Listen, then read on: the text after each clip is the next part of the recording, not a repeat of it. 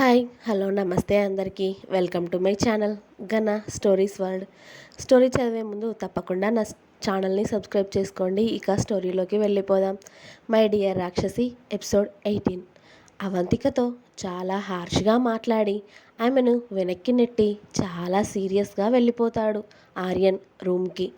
ఆర్యన్ అలా మాట్లాడేసరికి అవంతికకి అస్సలు కన్నీళ్ళు ఆగవు. ఎందుకు భగవంతుడా నాకే ఇలాంటి పరీక్షలు పెడుతున్నావు?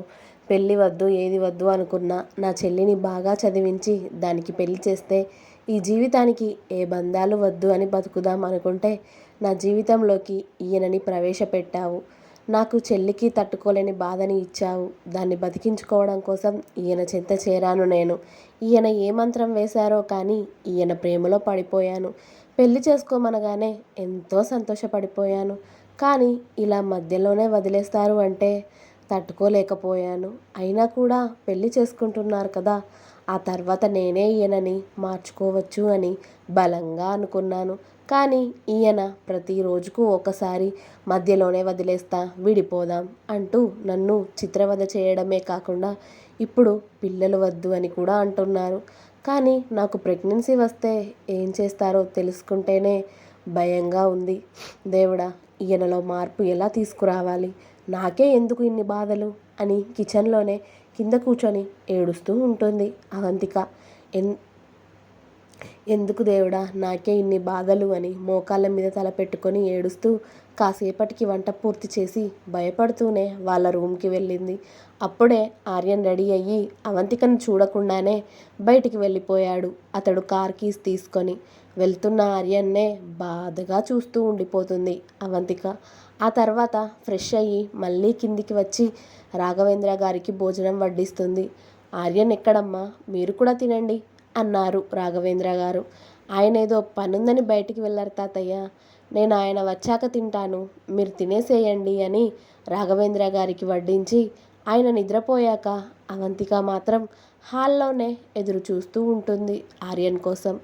అతడి గురించి ఆలోచిస్తూనే హాల్లో ఉండిపోతుంది. కానీ ఆర్యన్ ఎంత రాత్రి అయినా ఇంటికి రాడు. అర్ధరాత్రి 1 గంటకు తూగుతూ ఇంట్లోకి అడుగు పెడతాడు ఆర్యన్. అతడిని అలా చూసి భయపడిపోతుంది అవంతిక. మత్తుగా తూలుతూ స్టెప్స్ ఎక్కి పడబోయిన ఆర్యన్ని పట్టుకొని అవంతికనే మెల్లిగా వాళ్ళ బెడ్రూమ్కి తీసుకువెళ్తుంది. హా రాక్షసి, నువ్వేనా? ఏడ్చావా? కళ్ళు ఎర్రగా అయ్యాయి. హా, ఎందుకే నాకు ఇష్టం లేని మాటలు మాట్లాడి నన్ను బాధ పెడుతూ నువ్వు బాధపడుతున్నావే? నీకు అన్నీ చెప్పాకే నిన్ను పెళ్లి చేసుకున్నాను కదా అవి, మరి ఎందుకే నాకు ఇష్టం లేని వాటి గురించి పదే పదే మాట్లాడి నన్ను బాధ పెడుతున్నావు? నేను మంచిగా ఉండడం నీకు ఇష్టం లేదా? అవి ప్లీజ్, నా ఇష్టాలన్నీ నీకు చెప్పాను కదా, అవి నాకు నచ్చనివి నా గురించి మాట్లాడి నన్ను బాధ పెట్టకవి ప్లీజ్. రాక్షసి, కాస్త నాకు నచ్చినట్టు ఉండవే. నువ్వంటే నాకు ఎంత ఇష్టమో తెలుసా? నువ్వు నా లైఫ్లోకి వచ్చాక ఏ ఒక్క అమ్మాయిని కనీసం కన్నెత్తి కూడా చూడలేదే. నేను గతంలో కలిసిన అమ్మాయిలు వచ్చి నాతో కలిసి ఉండమన్నా కూడా, వాళ్ళతో నిజంగా కమిట్ అవ్వాలి అన్నా కూడా నీ అమాయకమైన మొహం గుర్తుకు వచ్చి నీకు అన్యాయం చేయాలి అనిపించడం లేదే నాకు. నా లైఫ్లో నాకు నువ్వు ఒక్కదానివి చాలే. పిల్లలు బంధాలు అవన్నీ నాకు వద్దు. అవి ప్లీజ్ నన్ను అర్థం చేసుకో. నా జీవితంలో నువ్వు ఒక్కదానివి ఉంటే చాలే నాకు అని మత్తుగా తూలుతూ అవంతికని చుట్టుకొని మాట్లాడుతూ ఉంటాడు ఆర్యన్. ఇవన్నీ కూడా అతడి మాటలన్నీ కన్నీళ్లతో వింటూ ఉంటుంది అవంతిక. ఆమెని అతడు ఎంతగా ప్రేమిస్తున్నాడో అర్థం చేసుకుంది. ఎందుకు ఆర్యన్ గారు, మన ప్రేమకి గుర్తే కదా మన పిల్లలు. అలాంటి పిల్లల్ని మీరెందుకు వద్దు అనుకుంటున్నారు? నేను కావాలి అని మన పిల్లలు వద్దు అంటే ఎలా ఆర్యన్ గారు? పిల్లలు లేకపోతే మన ప్రేమ ఎలా పరిపూర్ణమవుతుంది అని చాలా బాధపడుతూ ఉంటుంది అవంతిక. ఆ రాత్రంతా కూడా ఏదో కలవరిస్తూనే అవంతికని దగ్గరికి తీసుకొని పడుకుంటాడు ఆర్యన్. అవంతిక ఇక నిద్రపోకుండా అతడినే చూస్తూ ఉంటుంది రాత్రంతా. ఉదయం 5 గంటలు అవ్వడంతో ఇక ఆర్యన్ని వదిలి లేచి ఫ్రెష్ అయ్యి దీపారాధన చేసుకొని మళ్ళీ బెడ్రూమ్కి వెళ్తుంది ఆర్యన్ లేచాడా లేదా అని. కానీ ఆర్యన్ ఇంకా లేవలేదు. అలాగే మత్తుగా పడుకొని ఉన్నాడు. లేపితే ఏమైనా అంటారా నన్ను అనుకొని వార్డ్రోబ్లో బట్టలు సర్దుతూ ఉంటుంది. మెల్లిగా మత్తుగా నిద్ర లేచిన ఆర్యన్ టైం చూసి అవంతికని ఓసారి చూస్తాడు. నిన్న రాత్రి వాళ్ళ ఇద్దరి మధ్యన జరిగింది గుర్తుకు వచ్చి అవంతికతో మాట్లాడకుండానే వాష్రూమ్కి వెళ్ళి ఫ్రెష్ అయి వచ్చి ఆఫీస్కి రెడీ అవుతూ ఉంటాడు. అతడు రెడీ అయ్యాడు కదా అని అవంతిక కిందికి వెళ్ళి బ్రేక్ఫాస్ట్ కోసం అన్నీ సిద్ధం చేస్తూ ఉంటే ఆర్యన్ ఆమెతో మాట్లాడకుండానే టిఫిన్ చేయకుండా ఆఫీస్కి వెళ్ళిపోతాడు. ఇదంతా గమనించిన రాఘవేంద్ర గారు, ఏమైంది అవంతిక, వాడెందుకు అలా వెళ్ళిపోతున్నాడమ్మా, మీ మధ్య ఏదైనా గొడవ జరిగిందా అని అడిగారు.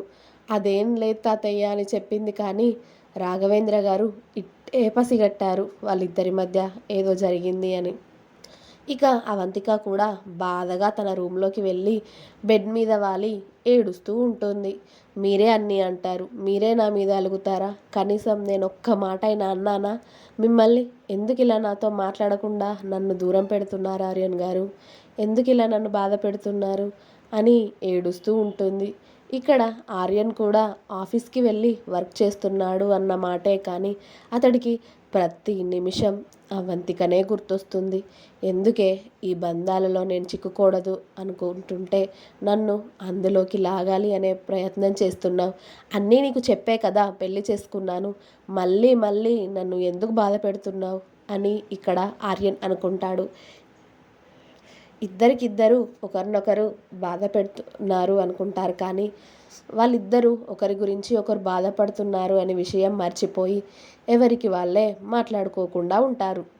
అసలు ముందుగా ఈ గొడవకు కారణమైన ఆ వైభవ్ గాడిని తన్నాలి, వాడెక్కడ ఉన్నాడు అని లంచ్ టైంలో ఆఫీస్ వర్క్ ముగించుకొని వైభవ్ ఎక్కడ ఉన్నాడో కనుక్కొని అక్కడికి బయలుదేరాడు ఆర్యన్. ఆ రోజు వైభవ్ అతడి గెస్ట్ హౌస్లో రిలాక్స్ అవుతూ ఉన్నాడు డ్రింక్ చేస్తూ.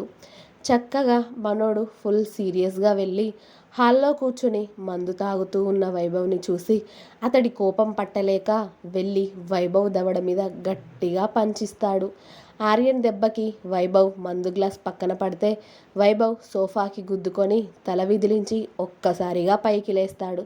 గట్టిగా తగిలిన దెబ్బకి వైభవ్ తల పట్టుకొని ఆర్యన్ని చూసి, ఆర్యన్ ఏమైందిరా నీకు అలా కొట్టావు అని అడుగుతాడు సీరియస్గా. నీ అయ్యా, నేను మా సీక్రెట్స్ అన్నీ నువ్వు నా బెస్ట్ ఫ్రెండ్ అని నువ్వెక్కడ రివీల్ చేయవని నీకు చెప్తే నువ్వు నా పెళ్ళాం దగ్గరికి పోయి వాడు నిన్ను సంవత్సరంలో వదిలేస్తాడంట, ఆ తర్వాత నేను నిన్ను ఉంచుకుంటాను అంటావురా, ఎంత ధైర్యం రా నీకు నా పెళ్ళాంతో అలా మాట్లాడడానికి అని వైభవ్ కడుపులో ఒక్క తన్ను తన్నాడు ఆర్యన్. ఆ దెబ్బకి వైభవ్ కడుపు పట్టుకొని కింద పడి విలవిలలాడిపోయాడు నొప్పికి. ఎందుకురా నా భార్యతో అలా మాట్లాడావు చెప్పు అని వైభవ్ దగ్గరికి వెళ్ళి అతడి కాలర్ పట్టుకొని పైకి లేపాడు ఆర్యన్. అయినా కూడా వైభవ్ నోరు విప్పకుండా దెబ్బకి అల్లాడిపోతూ ఉండడంతో చెప్పరా అని ఈసారి ఆర్యన్ చేయి లేపేసరికి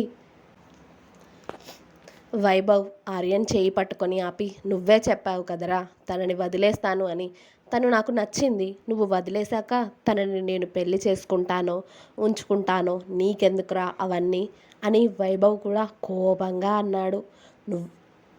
నువ్వే కదరా తనని వదిలేస్తాను అన్నావు, నేనేమైనా నీ భార్యని నా దగ్గరికి తీసుకొచ్చుకుంటాను అని చెప్పానా, లేకపోతే తన వెంట పడ్డానా, నువ్వు వదిలేసాకే కదా నేను తీసుకువచ్చుకుంటాను అన్నాను, ఆ తర్వాత తనని నేనేమైనా చేస్తాను, నీకు అనవసరం కదరా అది, ఆ సంవత్సరం తర్వాత నువ్వెవరో తనెవరో, తనని అంటే నీకెందుకు కోపం వస్తుందిరా, సంవత్సరం తర్వాత వదిలేసేవాడికి నీకెందుకు ఇంత ఇది అవుతున్నావు అన్నాడు వైభవ్ కోపంగా.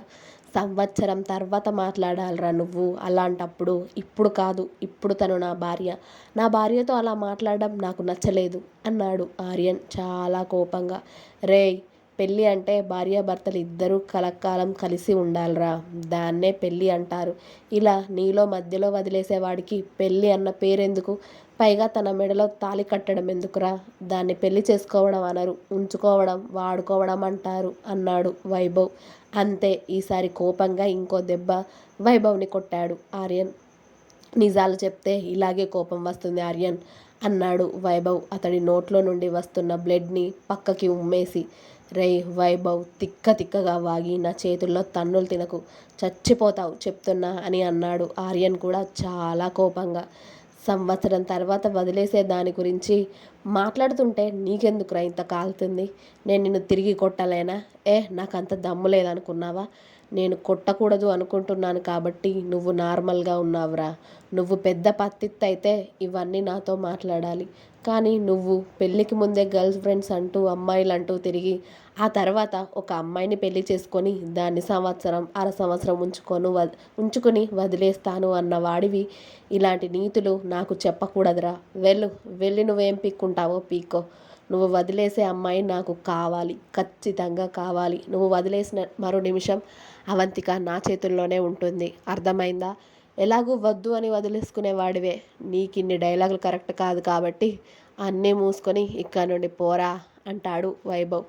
చాలా చాలా పెద్ద తప్పు చేస్తున్నావురా వైభవ్. నన్ను గెలకకూడని చోట గెలుకుతున్నావు.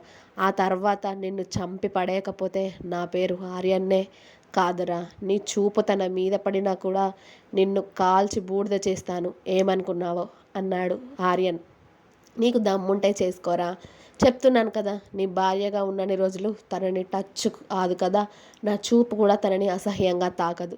కానీ ఆ తర్వాత అని వైభవ్ నవ్వుకుంటూ చెప్పనులేరా. అయినా తనని వదిలేసేవాడివి తన గురించి నీకెందుకురా? తను ఉంటే ఎందుకు, లేకపోతే నీకెందుకు, పోతే నీకెందుకు? అవన్నీ నీకు అనవసరం కాబట్టి మూసుకొని ఇక్కడి నుండి పో. తన జోలికి నేను రానని చెప్తున్నాను కదా అని నొక్కి చెప్పాడు వైభవ్.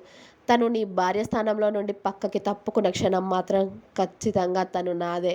అప్పుడు నువ్వేం చేస్తావో చూస్తాను. అప్పటి వరకు నీ భార్య జోలికి నేను రాను కానీ ఇక పో అని ఆర్యన్ ముందే మళ్ళీ సోఫాలో కూర్చొని తన నోట్లో ఉన్న బ్లడ్ అంతా తుడుచుకొని చాలా గట్టిగా కొట్టేశాడు వేస్ట్గాడు అని నోట్లో వాటర్ పోసుకొని పుక్కిలించి ఉమ్మేసి అక్కడే ఉన్న డ్రింక్ని మళ్ళీ తాగడం మొదలుపెట్టాడు వైభవ్. చెప్పినట్టుగానే నువ్వు తల జోలికి రాకపోతేనే బతికిపోతావురా.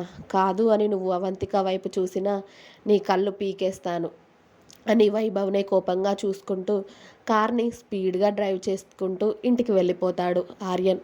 వైభవ్ మాట్లాడిన మాటలకి అతడికి అంతకంతకీ కోపం పెరిగిపోతూ ఉంటుంది. అతడు ఇంటికి వెళ్ళేసరికి సాయంత్రం 7 గంటలు అవుతూ ఉండగా అవంతిక వాళ్ళ బెడ్రూమ్లో బెడ్ మీద కూర్చుని ఆర్యన్ ఎప్పుడు వస్తాడా అని ఎదురు చూస్తూ ఉంటుంది. ఇంకా ఉంది, నెక్స్ట్ ఎపిసోడ్ రేపు వస్తుంది, వెయిట్ చేయండి. నా స్టోరీ కనుక మీకు నచ్చినట్టయితే లైక్ చేయండి, షేర్ చేయండి, కామెంట్ చేయండి, సబ్స్క్రైబ్ చేసుకోవడం మాత్రం అస్సలు మర్చిపోవద్దు. ప్లీజ్ సబ్స్క్రైబ్ మై ఛానల్ గనా stories world. Thank you. Bye bye.